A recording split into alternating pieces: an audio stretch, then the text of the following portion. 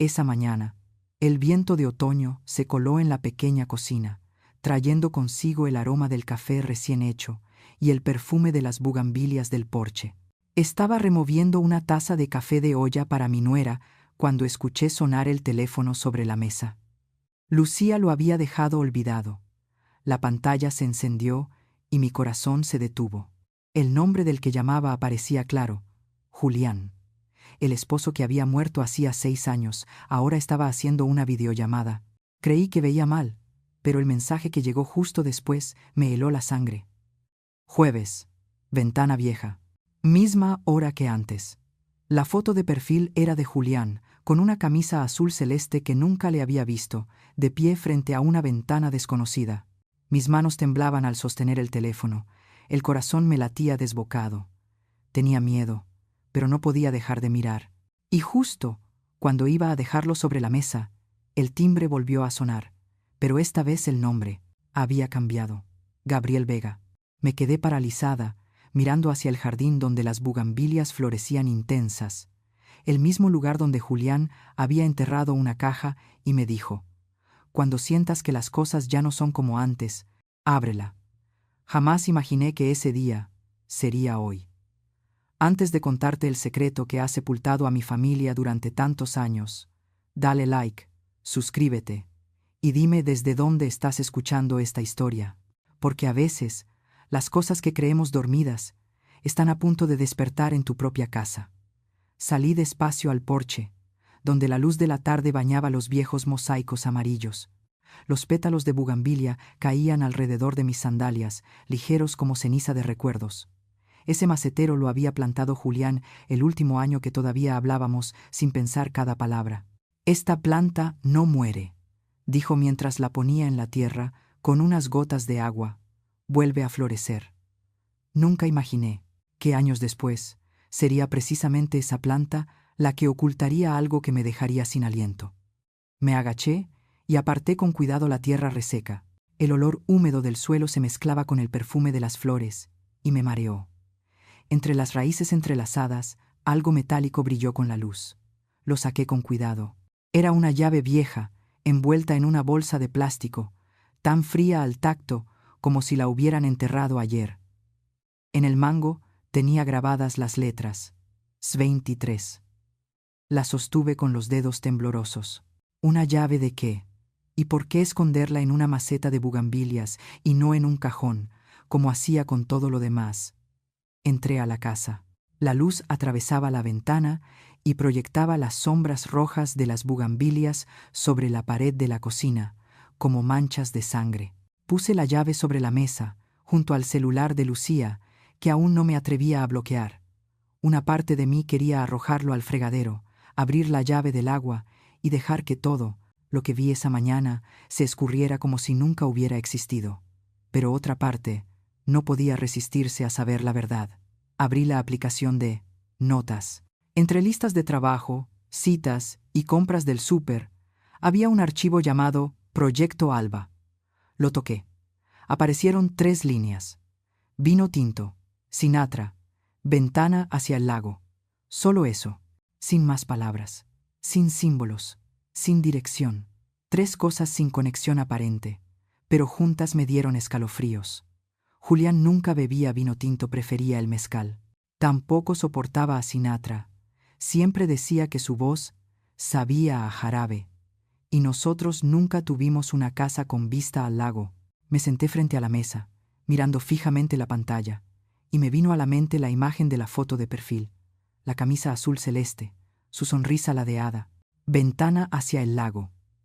¿Sería el lugar de esa foto?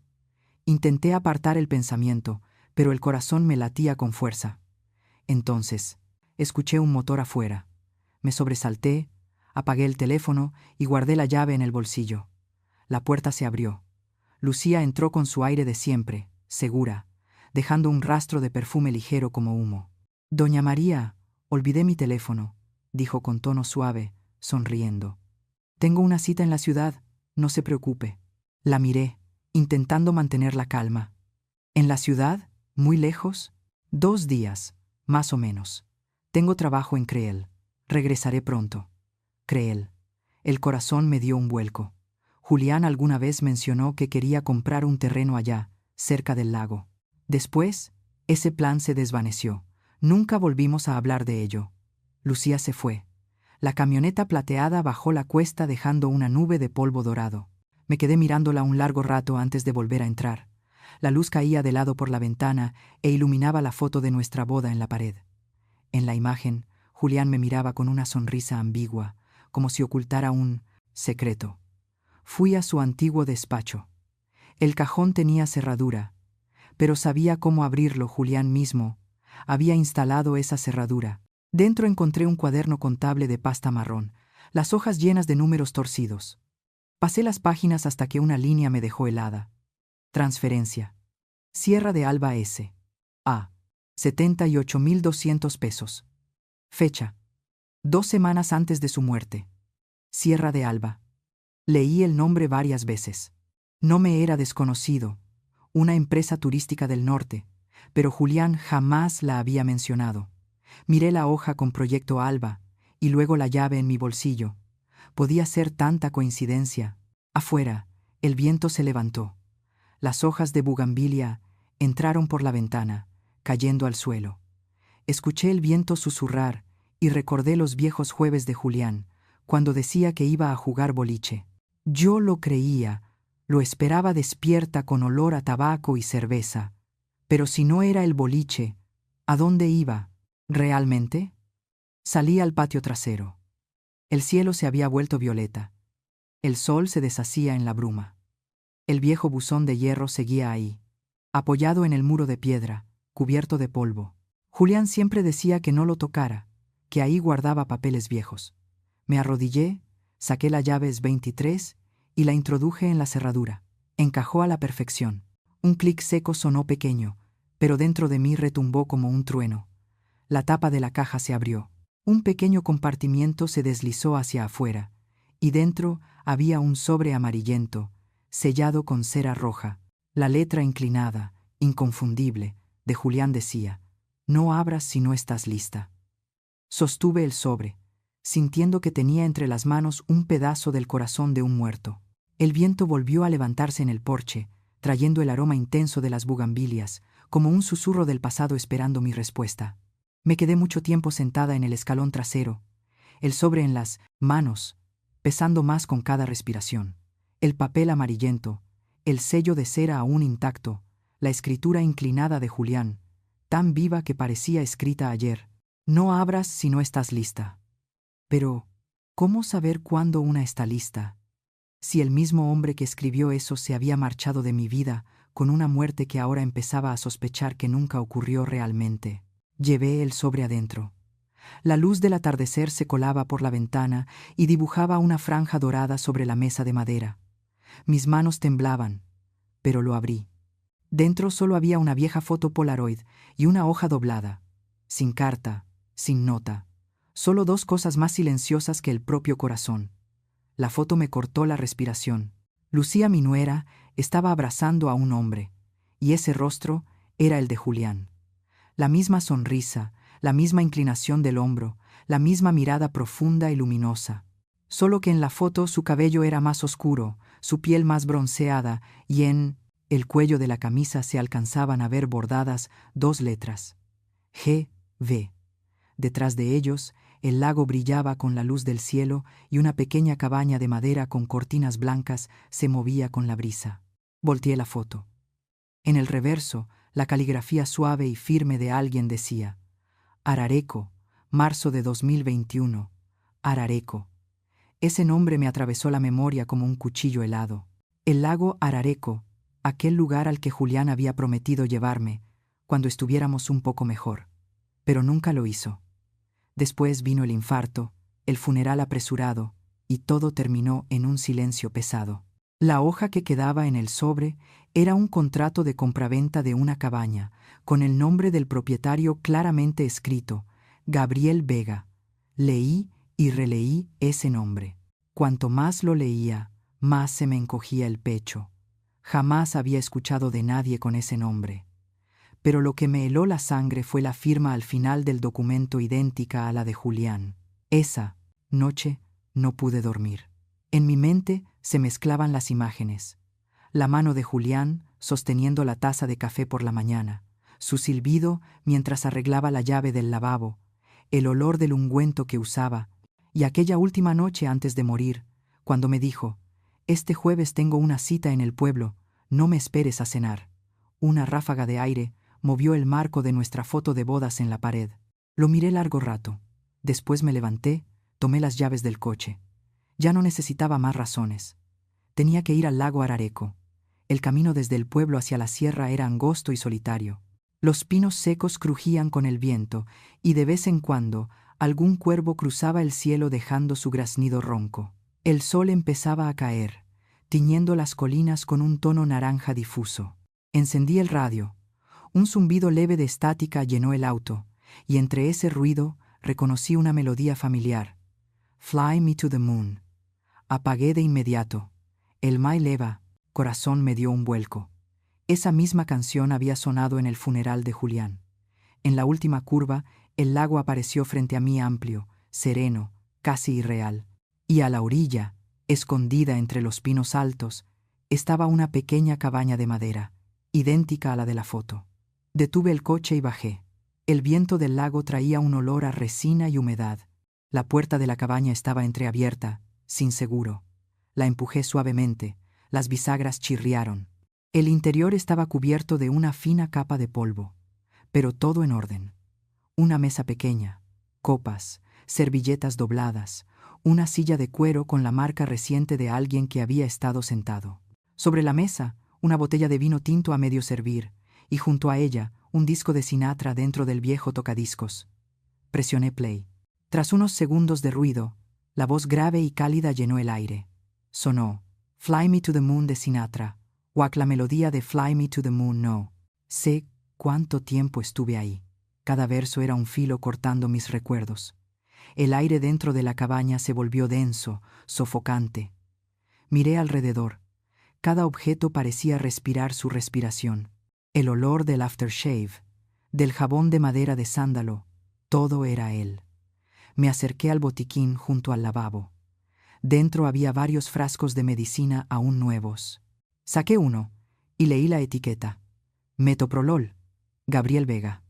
Debajo, la letra pequeña. Doctor Ramírez, cardiólogo de Julián durante sus últimos 3 años. Todo empezó a girar. Me apoyé contra la pared, apretando la receta entre los dedos. Gabriel Vega. Ese nombre se me pegó al alma como una sombra. ¿Quién era? ¿Por qué tomaba medicinas recetadas por el médico de mi esposo? ¿Y por qué esta cabaña tenía cada rastro de Julián, hasta la música, hasta la botella sin terminar? Entonces, un sonido afuera, una puerta de coche cerrándose. Contuve la respiración. A través de la cortina, vi la silueta de un hombre. Era alto, de hombros anchos, el cabello con canas. Cuando levantó el rostro, la luz del atardecer iluminó sus facciones, y el corazón casi se me detuvo. Era él, o al menos, alguien con el mismo rostro que Julián. Me quedé inmóvil en la penumbra, oyendo los latidos rebotar contra las paredes de madera. El olor del vino, del pino, del fuego extinguido, se mezclaba hasta volverse irrespirable. Sabía que no debía estar ahí, pero mi mano, por instinto, buscó en el bolso. Saqué una cámara mini con transmisión en la nube que había comprado días atrás, siguiendo una corazonada imposible de explicar. Moví una silla, subí y la coloqué en la viga superior de la esquina donde la luz no alcanzaba. La luz verde parpadeó, grabando. Ajusté el ángulo hacia la mesa, donde la botella de vino reflejaba la cortina blanca moviéndose con el viento. Solo necesitaba presionar un botón. Con ese gesto, estaba apostando toda la verdad y mi propio corazón. Antes de irme, me detuve en la puerta. El viento del lago entraba frío y húmedo. En la pared, un pequeño espejo reflejaba mi rostro cansado, extraño, tembloroso. Por un momento pensé en bajar la cámara, quemar la cabaña y olvidarlo todo. Pero entonces, la imagen de Lucía en la Polaroid volvió a mi mente y supe que no podía darle la espalda a eso. A la mañana siguiente regresé a casa más temprano de lo habitual. La cocina olía a café viejo, El reloj de péndulo seguía marcando su compás familiar, pero dentro de mí, cada tic-tac se alargaba hasta el infinito. Dejé el bolso sobre la mesa y saqué la tableta. El corazón me latía con fuerza cuando apareció el icono del video. Presioné play. La pantalla estuvo oscura unos segundos, y luego apareció la cabaña que había dejado la noche anterior. El viento movía suavemente las cortinas. Y entonces, la puerta se abrió. Lucía entró. Caminaba despacio, el cabello suelto cayéndole en desorden sobre los hombros. Dejó su bolso en la mesa, descorchó la botella de vino y sirvió 2 copas. Su mano tembló apenas al levantar la primera, pero la sonrisa en su rostro era serena, inquietantemente tranquila. Un ruido de motor sonó fuera de cuadro, y la puerta se abrió de nuevo. Un hombre entró, cabello gris, alto, los hombros ligeramente ladeados. Contuve la respiración. Ese porte, la manera en que puso el sombrero sobre la mesa, cómo se quitó el reloj y ajustó el puño de la camisa. Todo era exactamente igual a Julián. Lucía se acercó sin decir palabra. Se miraron unos segundos, una mirada larga, muda, y ella le apoyó la mano en el pecho. «Pensé que ya no vendrías», dijo. La voz del hombre respondió, grave, pausada. «Lo prometí. Nadie sospecha nada. Ella cree que estoy en el cielo». Escuché el leve choque de las copas, tan suave que sonó como cristal quebrándose dentro de mí. El cuerpo se me enfrió, las lágrimas salieron sin aviso.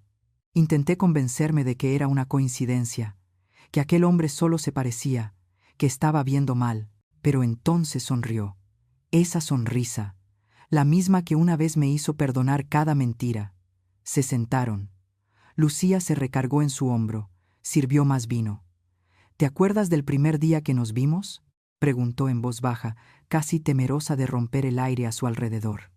El hombre contestó despacio, con un tono lleno de intención. «En el funeral». Esa frase me atravesó el pecho como un cuchillo. Me tapé la boca, temiendo que el sollozo escapara. Rieron. Los dos rieron. La risa de quienes beben sobre el alma de otro. Se besaron. No fue un beso apresurado, sino lento, como si tuvieran toda una vida para repetirlo. Todo giraba. La imagen se borraba entre mis lágrimas. No sé cuánto tiempo estuve ahí. Solo sentí mi corazón desbocado. Detuve el video. La casa estaba en silencio, solo el viento del porche y el péndulo marcando su ritmo indiferente. No pude moverme. Tenía las manos apretadas hasta sangrar. No sabía si temblaba por el frío o por la rabia hirviendo dentro de mí. Volví a abrir el video y lo adelanté hasta el final. Lucía se levantó, recogió las copas, sonrió levemente y salió del cuadro. El hombre permaneció sentado, mirando hacia la ventana donde el atardecer caía sobre el lago. Levantó la copa, la giró un poco y luego volteó hacia la cámara. Esa mirada atravesó la pantalla. Me atravesó a mí, como si realmente pudiera verme.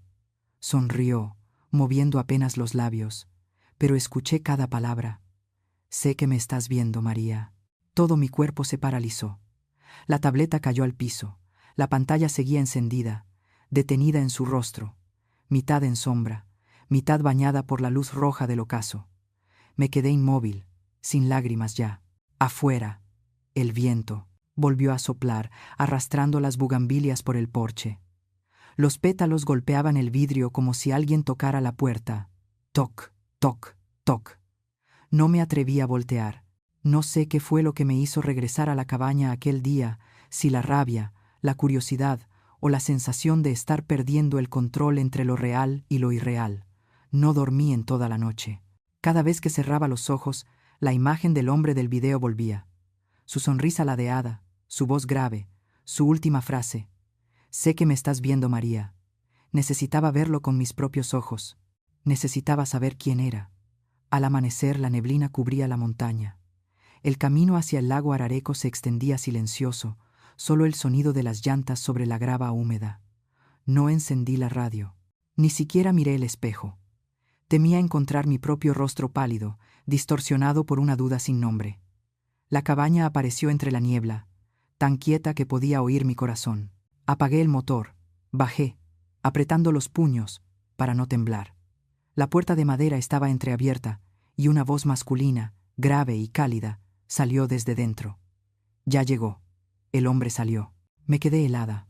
Ese rostro, cada arruga, la mandíbula firme, la mirada profunda bajo las cejas espesas, era inconfundible. Si no era Julián, era su copia exacta. Pero en sus ojos había algo distinto. Cansancio, distancia, un aire de evasión. «¿Quién es usted?», pregunté con la voz ronca. «Me llamo Gabriel Vega». Se detuvo un instante y continuó despacio, casi temiendo que no le creyera. «Soy el hermano gemelo de Julián». Solté una risa seca, quebrada. «¿Hermano gemelo? No puede ser. Conocí a sus padres. Sé perfectamente que solo tuvieron un hijo». Gabriel apretó los labios, sacó del bolsillo una hoja vieja, doblada y amarillenta. «Nos encontramos hace 7 años, a través de un programa médico de donación de médula. Yo padecía una enfermedad en la sangre, y cuando el hospital buscó un donador compatible, descubrieron a alguien con una coincidencia genética perfecta. Julián». Miré el papel en sus manos. Tenía el sello de un centro médico en Monterrey. La letra, los números, la firma, todo parecía tan real que daba miedo. «¿Y después?», pregunté, intentando mantener la calma. «Nos comunicamos, nos conocimos. Julián me ayudó con el tratamiento. Él no le dijo nada porque pensó que usted no lo entendería». «¿No entender qué?». Apreté el bolsillo de mi abrigo. Mi voz se quebró con furia. Entender que a veces uno necesita guardar secretos para poder vivir el resto de su vida a su manera. Una voz femenina salió desde dentro de la cabaña, suave como humo. «Él tiene razón, María». Lucía apareció.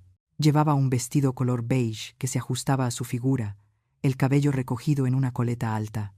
Sin rastro de culpa ni de vergüenza, solo esa mirada fría y vacía. «Usted no lo entiende. Este amor empezó antes de que papá muriera». El sonido alrededor se rompió. «¿Qué dijiste?». Oí mi propia voz, delgada, temblorosa. Lucía continuó con serenidad, como quien relata un recuerdo dulce.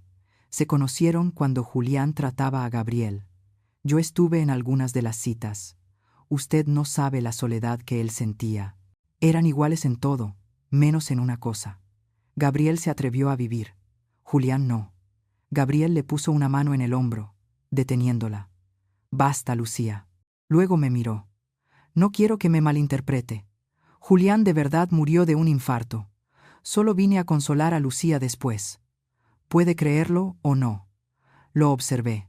La luz que se filtraba entre las cortinas partía su rostro en dos, mitad en sombra, mitad en claridad. Sus palabras sonaban como un guión ensayado. Pero lo que me heló no fue su voz, sino el reloj en su muñeca. Un reloj plateado, redondo, con la correa, grabada en relieve, el único regalo de bodas que le di a Julián en 1982. Lo reconocí al instante, porque en la parte trasera estaban grabadas las letras M+D, 1982. Fijé la mirada en su muñeca. «¿Ese reloj? ¿De dónde lo sacó?». Gabriel frunció el ceño, cubriéndolo con la mano. «Ah, era de Julián. Me lo dio». «¿Le dio su reloj?», repetí, marcando cada palabra, la voz temblorosa. «¿Cuándo? ¿Antes de morir?». Lucía intervino, con tono cortante. «Ya basta, mamá. No quiero seguir escuchando acusaciones. Sé perfectamente que papá se fue. No puedo soportar que siga aferrada al pasado». La miré, buscando en sus ojos un atisbo de remordimiento. No lo encontré. Solo la calma de quien ya eligió su camino y acepta el fuego que deja atrás. Me giré hacia Gabriel, intentando contenerme. «Usted dice que Julián está muerto, pero lleva su reloj, viste igual que él. Vive en esta cabaña con la esposa de mi hijo. ¿Cree que voy a creerle?». Gabriel no respondió. Solo me miró, tanto tiempo que sentí su mirada atravesando todas las defensas que me quedaban. Apreté el celular dentro del bolsillo. Cuando se dieron la vuelta, lo saqué despacio y lo puse en modo silencioso. Apunté el lente hacia su mano, donde la luz iluminaba claramente el grabado plateado. M+D 1982. Presioné el botón. Un leve clic sonó en medio del silencio. Nadie lo notó. Al salir de la cabaña, el viento del lago se levantó, cortante contra la piel. Caminé rápido hacia el auto, Abrí el teléfono y miré la foto. El grabado era inconfundible. Respiré hondo, abrí la lista de contactos y busqué el nombre Comisario Robles. Mi dedo se detuvo un instante antes de enviar el mensaje con la imagen adjunta. Robles, necesito hablar contigo. Y creo que quien está enterrado en la tumba de Julián podría no ser Julián. Esperé su llamada durante 2 días, 2 noches en vela, el viento, colándose por las rendijas como si susurrara cosas que no me atrevía a pensar. Cuando el teléfono por fin sonó, contesté de inmediato. La palma me sudaba. Señora María, su voz era grave y rasposa, con ese tono de quien siempre huele a tabaco. Acabo de recibir los resultados del laboratorio forense. Escuché el crujido de papeles al otro lado, y luego un silencio tan largo que me cortó la respiración. El ADN en la muestra de cabello del señor Julián que usted envió no coincide con la registrada en el acta de defunción del 2018. En otras palabras, la persona en la tumba no es su esposo. Sentí que las piernas me fallaban. La voz de Robles siguió, pero sus palabras sonaban lejanas, como un eco. Es posible que alguien haya usado su identidad. Seguiré investigando, pero debe tener cuidado. Si mis sospechas son correctas, esto va más allá de una simple suplantación. Colgué y me quedé inmóvil en la sala. La luz del atardecer entraba por las persianas, cubriendo la foto de bodas con un polvo dorado como neblina. Miré el rostro de Julián en aquella imagen, sus ojos, su sonrisa, y de pronto todo en lo que alguna vez creí se derrumbó como una casa hecha de ceniza. Esa noche abrí la caja fuerte donde él guardaba los documentos importantes. El metal frío me estremeció cuando giré la llave. Entre los viejos papeles y contratos bancarios, encontré una pequeña memoria USB envuelta en terciopelo azul, escondida en el compartimento secreto que solo él conocía. Conecté la memoria a la computadora. En la pantalla apareció un solo archivo. Audio, Alba, MP3. Presioné play. Su voz llenó la habitación. Esa voz grave, clara, tan familiar que me dieron ganas de llorar. Si estás escuchando esto, significa que ya desaparecí. Todo empezó tal como lo planeé. El proyecto Alba, no para huir, sino para renacer. No creas lo que digan. Mira hacia el lago. Allí, la verdad sigue viva. Apreté con fuerza el borde de la mesa. El corazón me latía como un tambor. ¿Renacer? ¿Ellos? ¿Quiénes eran ellos? ¿Y qué era el proyecto Alba?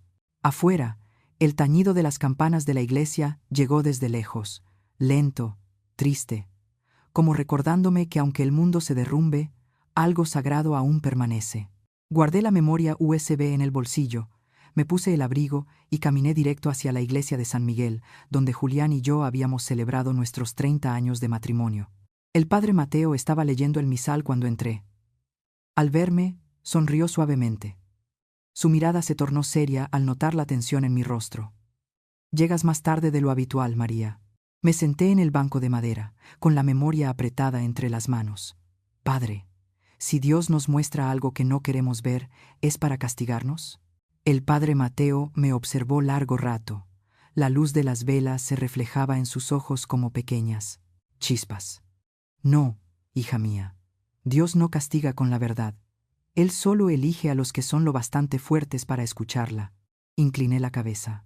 Sentí que las lágrimas rodaban por mis mejillas, pero ya no eran de desesperación. Quizá, como dijo el padre, yo había sido elegida para ver esto, para entender que el amor, la fe y la mentira pueden coexistir en una misma vida, y que, a veces, solo la verdad puede liberarlos a todos. Al salir del templo, el viento nocturno cruzó la plaza. La última campanada se desvaneció entre la neblina fría.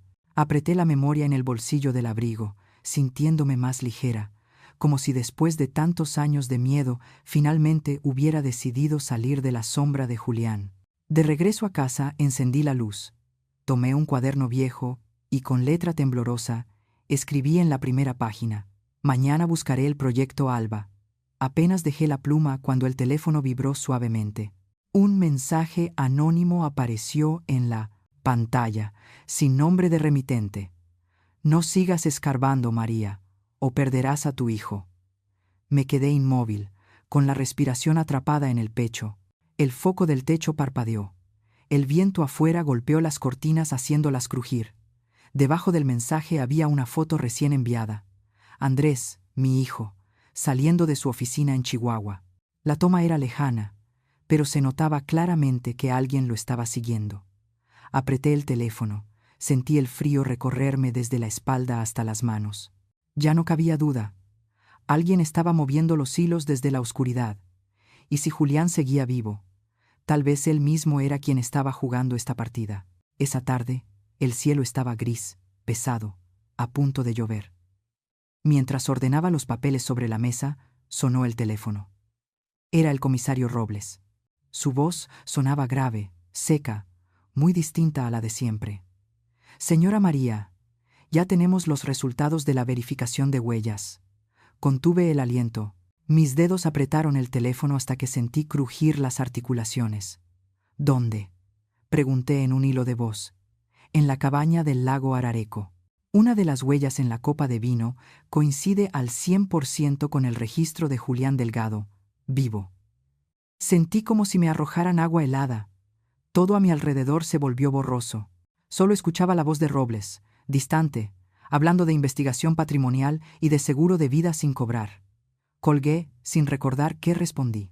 El corazón me golpeaba tan fuerte que pensé que el pecho iba a romperse. Si Julián seguía vivo, ¿por quién había llorado durante 6 años? Abrí la puerta. El viento del jardín de bugambilias levantó mi falda y mi cabello. No sentía frío, solo una furia muda ardiendo bajo la piel. Cada recuerdo del funeral, de las condolencias, del ataúd cerrado a toda prisa, se desmoronó en mi mente como una farsa miserable. Tomé el coche. No sabía a dónde ir, solo sabía que tenía que ver a Lucía. Al caer la tarde la encontré en un pequeño café junto a la carretera. Llevaba un abrigo marrón, gafas oscuras, y caminaba rápido, con prisa, como temiendo ser vista. Apagué el motor y me quedé en el auto, observándola por el retrovisor. Un SUV plateado se detuvo frente al café. Lucía subió sin mirar alrededor. El conductor, no le vi bien el rostro, pero la forma de sus hombros, el movimiento de su mano al encender el motor, me heló la sangre. Encendí el motor, mantuve la distancia justa y los seguí. La SUV salió del pueblo y tomó el camino hacia las afueras, donde las casas nuevas se mezclaban con los pastizales y las subestaciones eléctricas abandonadas. El viento entraba por la ventana entreabierta, trayendo el olor a tierra húmeda y a diésel. Podía oír mi propio corazón mezclado con el ritmo del motor. El vehículo giró hacia un almacén abandonado al borde del bosque. Me detuve a lo lejos, apagué las luces y observé a través de las hojas. La puerta del auto se abrió. Lucía bajó primero, extendiendo la mano para ayudar al hombre que iba a su lado. La luz del atardecer caía sobre su cabello canoso, iluminando unos rasgos tan familiares que me quedé inmóvil, sin aire. El teléfono se me resbaló de las manos y cayó al asiento. Ese hombre era Julián. No había duda. Todo su andar, la forma en que acomodó el cuello de la camisa, el modo en que entrecerró los ojos al mirar hacia el sol, todo era exactamente como el Julián que amé, que odié y que enterré con mis propias manos. Pero entonces lo vi levantar la mano hacia su rostro. Despacio, con calma, desprendió una capa delgada, como de silicón, desde el mentón hasta la frente. Escuché el sonido pegajoso del adhesivo, su respiración agitada. Cuando la máscara cayó, quise gritar. Debajo había un rostro más viejo, más demacrado, pero los ojos eran los mismos, aquellos que una vez me prometieron amar hasta el último aliento. Julián no estaba muerto, solo había fingido su muerte. Me quedé rígida en el coche, mirando esa escena imposible como si fuera una película. Lucía se acercó a él, le puso la mano en el hombro y dijo, con una voz apenas audible entre el viento, «Todo va según el plan, no te preocupes». El dinero del seguro ya fue transferido a la cuenta de Sierra de Alba. Sierra de Alba. De pronto recordé aquella transacción misteriosa en el libro de cuentas, ese nombre que me quitó el sueño tantas noches. Ahora se convertía en la clave de todo. Julián encendió un cigarro. El humo giraba en el aire. «¿Aún no crees que ella sospeche algo?», preguntó, con la voz ronca y fría. Lucía sonrió apenas. «¿Qué puede hacer una viuda que solo tiene recuerdos?». Sentí como si me arrojaran agua hirviendo al corazón. Había vivido en una mentira durante 6 años, mientras ellos el hombre que amé y la nuera, en quien confié, inventaban su muerte para escapar de las deudas y lavar el dinero del seguro. Un relámpago iluminó el cielo, empezó a llover, encendí el motor, dispuesta a retroceder, pero justo entonces un haz de luz cruzó el retrovisor. Un coche se acercaba. Contuve la respiración. Era el auto de Andrés, mi hijo. Lo vi disminuir la velocidad, con la intención de girar hacia el almacén. El corazón se me desbocó. Si él veía esto a su padre vivo, junto a su esposa, se derrumbaría. Giré el volante, encendí las luces altas y las parpadeé una y otra vez, intentando llamar su atención, rogando que se detuviera. Pero la lluvia golpeaba tan fuerte que el parabrisas era una cortina gris. Las luces de su coche se acercaban cada vez más, a unos cuantos metros. Grité su nombre, pero el sonido se perdió bajo el aguacero. Dentro del almacén, vi a Lucía apresurarse a cerrar la puerta, mientras Julián miraba hacia afuera con una chispa de sospecha en los ojos. La tormenta había comenzado no solo en el cielo, sino dentro de mí. A la mañana siguiente, Oaxaca amaneció gris, cubierta con un velo de luto que cruzaba el cielo. Me senté junto a la ventana, con una taza de café fría entre las manos, observando las gotas de lluvia caer una a una sobre el vidrio. Dentro de mí solo quedaba un vacío pesado, ya no había ira ni miedo, solo una calma extraña, como si el dolor hubiera pasado su fase de fuego y ahora fuera ceniza. El teléfono se iluminó en mi mano. Tenía listo un mensaje desde la noche anterior. Solo necesitaba presionar enviar. Encuéntrame en la iglesia de Santa Rosa. Una última vez. No esperé respuesta. Sabía que vendría. Julián nunca podía negarse cuando le hablaba con esa voz, la voz de quien alguna vez amó, y ahora solo quiere cerrar el ciclo. El camino hacia la iglesia estaba empapado. El viento traía olor a tierra y hojas podridas.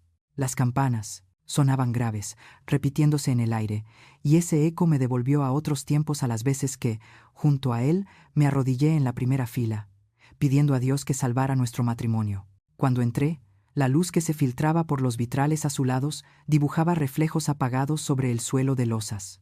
El aire dentro del templo era frío, tan silencioso que podía escuchar el eco de mis propios pasos. Elegí sentarme en la banca del medio, frente a la imagen de la Virgen. Mis manos apretaban el rosario viejo que el padre Mateo me había regalado el día del funeral de Julián.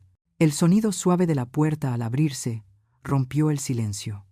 No necesitaba voltear para saber que era él.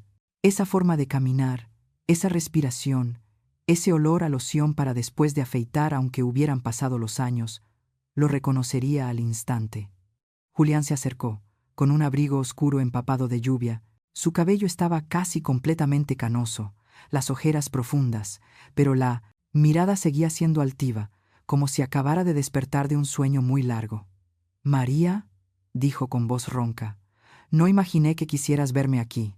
Lo miré largo rato antes de responder, despacio. «Tú elegiste morir, y yo elegí sobrevivir». Sus labios temblaron, la mirada le vaciló. «Nunca quise hacerte daño. Todo fue porque necesitaba empezar de nuevo. No lo entiendes, María. Esa vida me estaba matando. Las deudas, la presión, los rumores». Lo interrumpí, con una calma tan fría que me sorprendió a mí misma.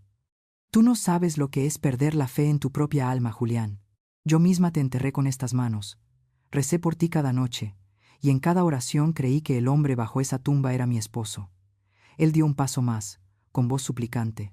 «Lo siento, no encontré otra salida. Pensé que desapareciendo te liberaría, que nos liberaría a ambos. Pero cuando te vi en el funeral, cuando vi a Andrés llorar arrodillado junto al ataúd, supe que había cometido un pecado. Retrocedí un paso, sin apartar la vista de su rostro. Los pecados se pagan, Julián, pero yo no soy la justicia. Solo soy la mujer que una vez te amó». Él tembló, y de pronto se arrodilló frente a mí.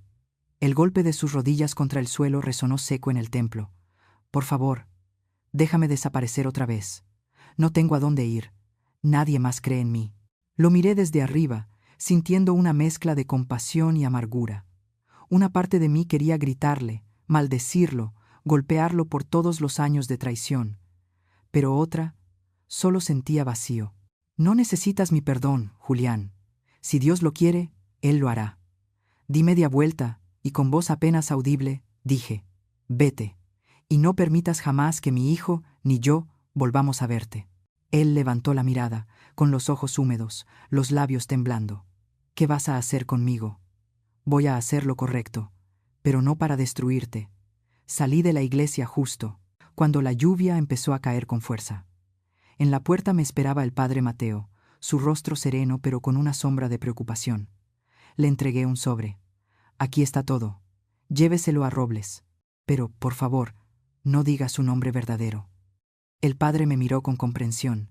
No vas a buscar venganza, ¿verdad? Negué con la cabeza. No, padre. Solo quiero que la verdad quede escrita, pero que nadie más tenga que morir. Puso su mano sobre mi hombro. Su voz era suave, como el viento. Esa es la verdadera justicia, hija mía. Me alejé, dejando atrás el sonido largo y grave de las campanas. Cada paso sobre el empedrado era como pisar un fragmento de recuerdo pesado, húmedo, impregnado con el incienso de años de fe mal puesta. Esa noche, al volver a casa, encontré la puerta entreabierta. La luz de la sala seguía encendida. Entré con el corazón apretado por una sensación extraña. Sobre la mesa había una carta blanca, escrita con la letra de Lucía.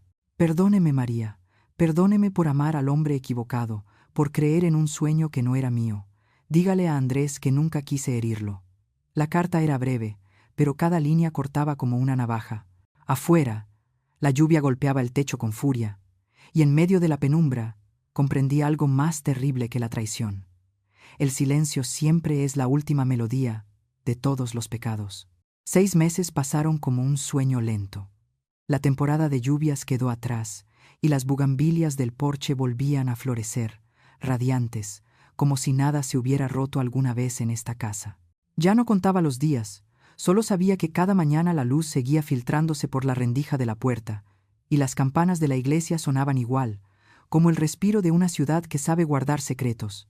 Aquella mañana estaba preparando café de olla cuando se escucharon 3 golpes en la puerta. 3 golpes suaves, precisos. Lo reconocí de inmediato el modo en que tocaba el comisario Robles. Él estaba en el umbral, el sombrero húmedo por el rocío, los ojos entrecerrados ante el sol temprano. No hizo falta que hablara mucho, su mirada ya pesaba más que cualquier palabra. Lo encontraron, dijo simplemente. Guardé silencio. Me entregó un informe. Cuerpo masculino, alrededor de 60 años, sin identificación. Hallado en una quebrada cerca del lago Arareco.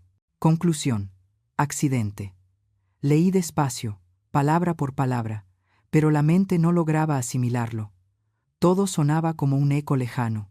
Una parte de mí ya lo sabía, desde el día en que Julián desapareció de la iglesia de Santa Rosa, que aquel encuentro había sido la despedida definitiva. Pero verlo escrito en un papel me heló la sangre. Robles me observó un momento y murmuró con voz baja. Tal vez esta vez sí se fue de verdad, señora. Asentí. No lloré. No pregunté. No reclamé. Hacía tiempo que se me habían acabado las lágrimas. Solo quedaba ese vacío que a veces se confunde con la paz. Esa tarde fui con Robles al anfiteatro del pueblo. El aire era gélido, saturado del olor a formol y desinfectante. Una lámpara amarilla colgaba sobre las hileras de compartimentos metálicos. El empleado abrió la cámara número 27. Me quedé a cierta distancia, incapaz de acercarme. El rostro estaba irreconocible, pero en la muñeca izquierda aún colgaba medio reloj plateado el grabado M+D, 1982, apenas visible, pero ahí. Apoyé la mano sobre la baranda del compartimento. El frío se filtró por la piel. Ni una sola lágrima. Solo pensé, quizá para Julián, la libertad que tanto buscó solo llegó cuando todas las ilusiones se desvanecieron. Robles guardó silencio unos segundos. Luego sacó de su abrigo un sobre pequeño, sellado con cera roja. Esto llegó a la comisaría la semana pasada, sin remitente, sin dirección. Pero creo que es para usted. Lo tomé, con manos temblorosas. En el sobre solo había una frase escrita con una caligrafía que conocía demasiado bien. Para María.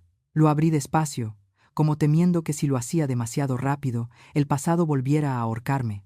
Dentro había una hoja doblada, la tinta corrida en algunos lugares, la letra inclinada. Solo quería ser libre, María. Pero cuando la libertad llegó, lo único que sentí fue vacío. Corrí, busqué, huí, y al final entendí que lo único que cargaba era mi culpa.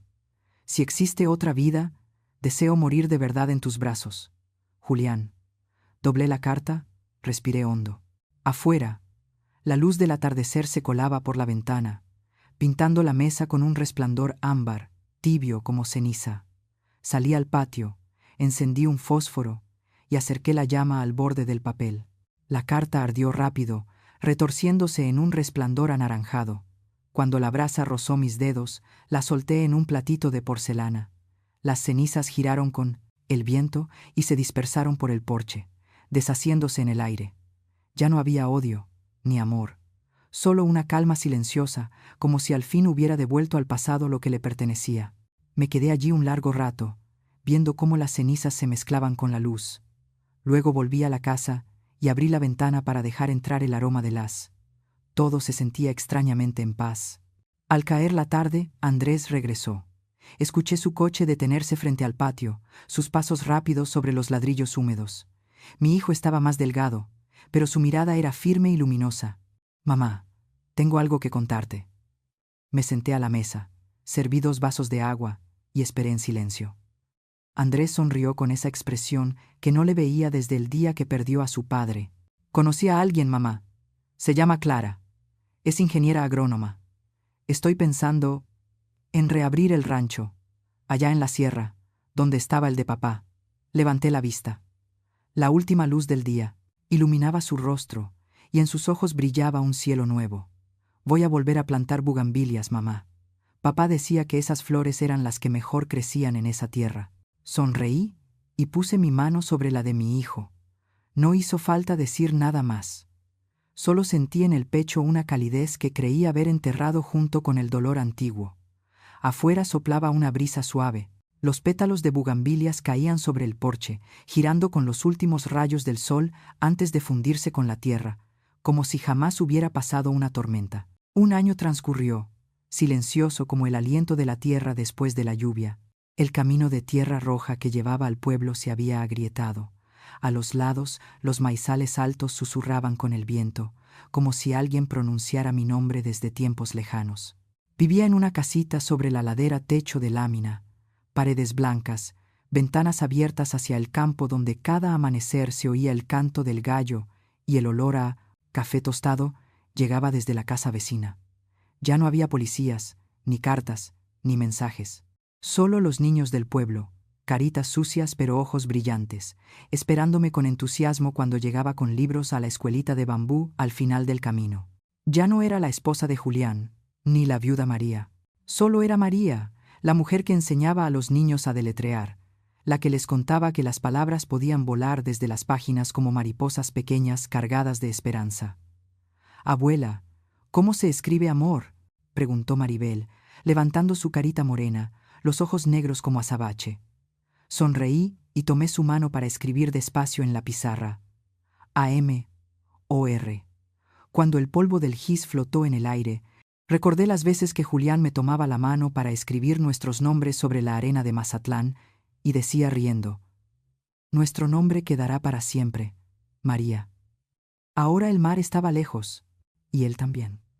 Solo quedaban esos niños inocentes escribiendo la palabra amor con gis blanco sobre una tabla agrietada. Por las tardes salía al patio y me sentaba bajo la bugambilia que cubría todo el techo. Ese árbol lo había plantado Julián, y ahora sus raíces invadían el jardín. Las flores, de un rojo encendido, caían sobre mi cabello como trozos del último sol. Emilio, mi nieto, corría alrededor, recogiendo pétalos en los bolsillos. Luego se acurrucaba en mi regazo, oliendo a sol y a tierra recién mojada. Abuela preguntó con voz clara: «¿El abuelo de verdad está en el cielo?». Detuve la aguja, levanté la vista hacia el cielo violeta del poniente, donde el sol se escondía tras las montañas. Aquella pregunta era ligera como el viento, pero me tocó lo más profundo del alma. Sonreí y pasé el hilo por la tela. La aguja brilló con la última luz. Claro que sí, hijo. Él está ahí. Emilio ladeó la cabeza, confundido. ¿De verdad, abuela? Pero pensé que el cielo era solo para la gente buena. Le acaricié el cabello. Mi mano tembló un poco, pero la voz me salió serena. El cielo es para quienes saben arrepentirse, hijo. El infierno a veces lleva rostro de ángel. El niño guardó silencio, los ojos brillando con el reflejo del atardecer. Aún no lo entendía, y no importaba. Llegará el día en que, ya grande, podrá leer lo que nunca me atreví a decir, que el amor y la culpa, a veces, solo están separados por un suspiro. Una ráfaga de viento hizo caer más flores. Levanté la mirada y vi los rayos del sol colándose entre los pétalos rojos como fuego, iluminando mis manos mientras remendaba la vieja camisa azul, la misma que Julián usaba en la foto que quemé en cenizas. Cada puntada era lenta, constante, como si cosiera las grietas de mi alma. Desde dentro, el radio viejo empezó a tocar un bolero conocido, Sabor a mí. Esa melodía, que antes dolía, ahora me daba paz. Quizá porque aprendí a escuchar sin dejar que el pasado me arrastre. A lo lejos se oían risas de niños en la calle. Andrés y Clara regresaban del rancho, la camioneta llena de cajas con bugambilias del mismo tipo que yo cultivé años atrás. Vi a mi hijo bajar, sonriendo, con una tranquilidad que hacía años no veía. Pasó junto a mí, me tocó el hombro, su olor a sol y a trabajo me ablandó el corazón. Mamá, la próxima semana voy a construir otro invernadero. Las bugambilias se están vendiendo bien y Clara quiere propagarlas por todo el valle. ¿Te alegra? Asentí, sonriendo tan leve que solo el viento pudo escucharlo. Esa flor no le teme ni al sol ni al viento. Sabe sobrevivir, como la mujer de esta casa. Andrés sonrió, con los ojos brillantes. No dijo nada más, solo inclinó la cabeza, me besó la frente y entró a la casa, dejándome con las bugambilias y el crepúsculo cayendo sobre las tejas viejas. Seguí cosiendo. Cada hilo brillaba como un recuerdo unido, no para ocultar las heridas, sino para que existieran, como prueba de que alguna vez dolieron y que ahora estaban sanadas. El viento de la tarde sopló fuerte. Los pétalos giraron a mi alrededor en un círculo rojo encendido. Cerré los ojos, respiré profundo el aroma de la tierra, de las flores, del tiempo que se había disuelto en la luz. Y en ese instante supe que, sin importar cuánta oscuridad quedara por venir, ya no tenía miedo, porque había aprendido a atravesarla, y cuando ellos regresaron a casa, solo vieron a una mujer que ya no temía la oscuridad, porque había aprendido a vivir en la luz de sí misma. A veces, cuando el atardecer cae sobre el campo de bugambilias, escucho el viento entre las flores, susurrando como una voz que me recuerda: no hay dolor eterno, solo corazones valientes que se atreven a enfrentarlo y seguir caminando. La vida, aunque se rompa 1000 veces, siempre deja un lugar al cual volver nuestro propio corazón. Gracias por estar aquí, por escuchar mi historia. ¿Alguna vez has vivido algo parecido? Y dime, si tú estuvieras en mi lugar, ¿qué harías? Me encantaría leer tu opinión en los comentarios, porque aquí en Bóveda Historias de las Abuelas no solo contamos historias, las compartimos para sanar juntos. Si esta historia tocó tu corazón, suscríbete para no perderte las próximas, y comparte este video, quizás tus palabras